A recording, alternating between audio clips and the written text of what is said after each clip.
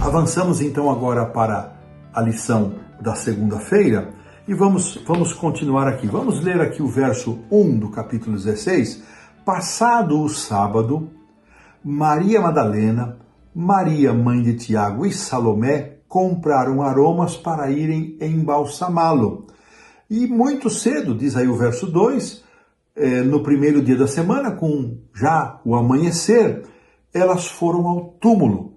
E elas consideravam e ficavam pensando, quem vai remover a pedra? Como é que nós vamos poder ungir Jesus? Havia um destacamento, Mateus nos fala isso, havia um destacamento de soldados, não sabemos quantos soldados, uma escolta, diz o Evangelho de Mateus ali, e a pedra estava selada, Mateus também afirma isso, e elas não sabiam quem poderia remover a pedra para que elas pudessem ungir a Jesus. E quando então elas chegam ao local onde Jesus havia sido sepultado, elas veem que a pedra havia sido removida e entram no túmulo e elas veem é interessante essa expressão de Marcos, veio um jovem assentado ao lado direito, olha a precisão do relato, não é?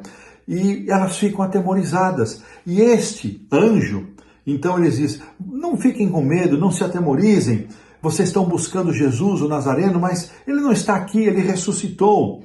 E ele vai agora ver de lugar onde o puseram e vão, contem aos discípulos, é a ordem que elas recebem, contem aos discípulos e a Pedro, veja, uma menção especial a Pedro, e sempre lembrando, tudo indica que Marcos tenha recebido de Pedro a maior parte das informações que ele relata no Evangelho.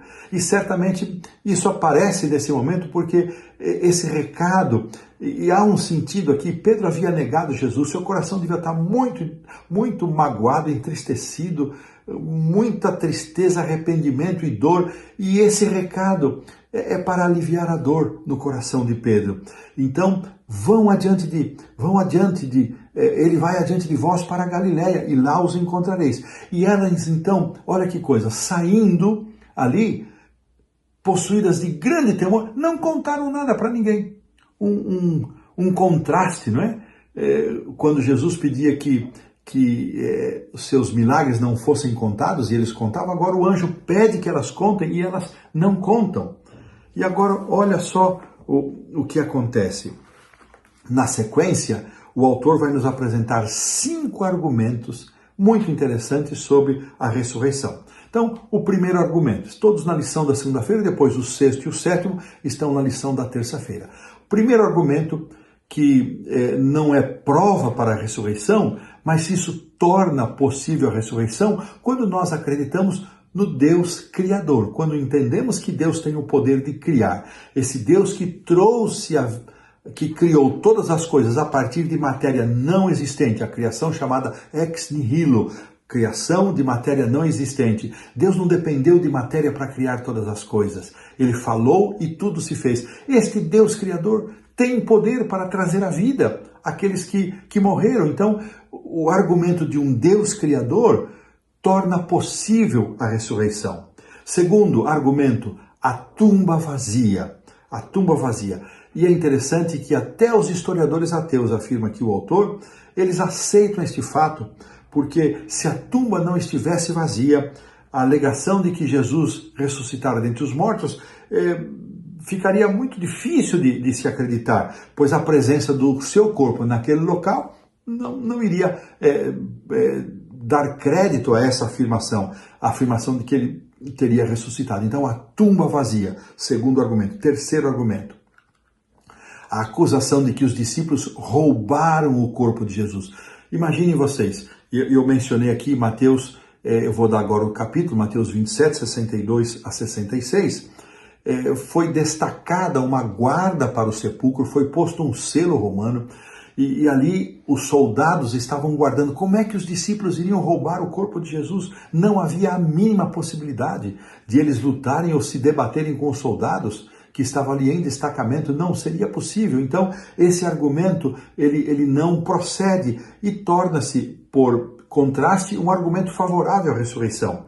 Quarto argumento, muitos viram o Cristo ressuscitado, um testemunho oral. Inclusive, é interessante pensarmos nisso porque os próprios discípulos diante dos testemunhos iniciais de Maria Madalena e depois daqueles que caminhavam para Emaús, os dois, eles não creram, eles recusaram a crer.